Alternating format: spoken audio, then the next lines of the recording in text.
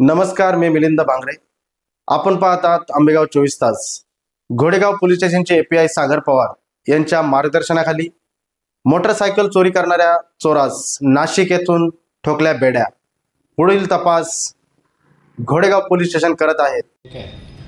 साधारण यामध्ये जे आरोपी आहेत तर ते काही आरोपी आहेत ते अल्पवयीन आहेत आणि जे काही आपण अटक केलेले आहेत त्यामध्ये 20-21 वर्षाची मुलं आहेत. तर साधारण या मुलांचं जर पाठीमागचा इतिहास जर पाहिला यांनी यापूर्वीसुद्धा अल्पवयीन काळामध्ये सुद्धा गुन्हे केलेले आहेत.